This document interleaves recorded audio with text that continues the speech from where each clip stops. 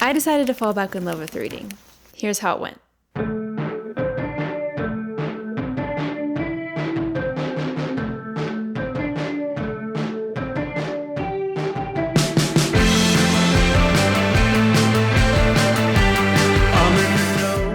Growing up, I used to love reading. Of course, at first I didn't. I was forced to read in school, and reading assignments I despised.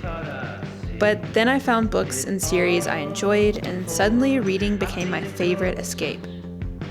But somewhere along the way, as an adult, I began to choose my to-do list over this escape every single time. And soon enough, the thought of reading and figuring out what to read just felt like a chore to me. But I found myself missing the magic of getting lost in a story that was detailed and descriptive and long. The short-form content has lost its flavor for me. I wanted to get lost in a story again and stay there a while, soak in the environments, befriend the characters, and feel the emotions. So here's what I did. Instead of going to the bookstore, I went to my very own bookshelf where all of my books have been collecting dust.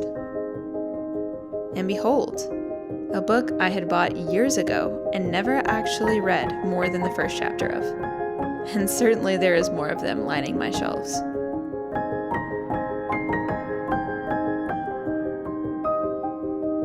I cracked it open, and as I trudged through the first chapter, I realized just how short my attention span was, and how hard just the act of reading words on a page had become.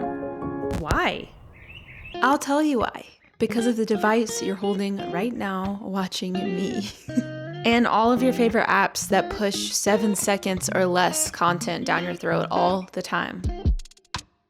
As I read, I continuously felt tempted to give up. I simply couldn't focus. But I kept trying.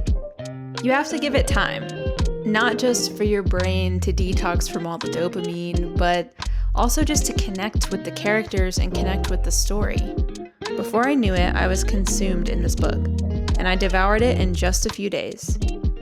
Unfortunately, the ending was subpar, but it was an easy read that reignited my passion for reading. So back to the shelf I went, and I found a book I had borrowed years ago, but never actually cracked open. I started it just a few days ago, and while it's certainly a more difficult read than the first book, I cannot put it down. The writing is descriptive in a way that you can truly see and feel the environment that the characters are in. 17 birds and the bees walking. The story is heart-wrenching, and though I know a good ending is probably impossible, I find myself hoping alongside the characters for a good outcome, rooting for them. Skipping out of bounds and talking nonsense. Summer camp, counting all the ways that I brushed past you. And would you look back? Although I'm only halfway through my second book of reigniting my passion for reading, I have rediscovered the reasons why reading is for everyone.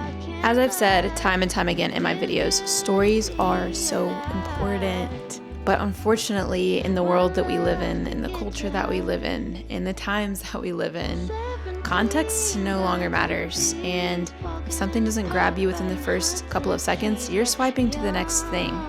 We no longer feel compelled to stay, to give things a chance. But reading is changing that for me.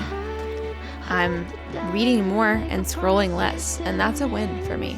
On top of that, as a visual storyteller myself, the importance and influence reading can have on me is exponential. If you're creating any kind of art, I think you could benefit from reading on a regular basis. I believe it's helping my anxiety and reminding me to live a little slower. And we all need a little of that, don't you think? It's reminding me of the beauty of my language, and it's reminding me of words that I feel like I've forgotten about or forgotten the meaning of. But well, flowery language has no place in 7-second pieces of content. It's reignited my imagination, something that I feel has dwindled away since childhood. Day by day, I'm finding more of that creative child in me with big ideas. The reasons go on, but I think you should find your own by trying it for yourself.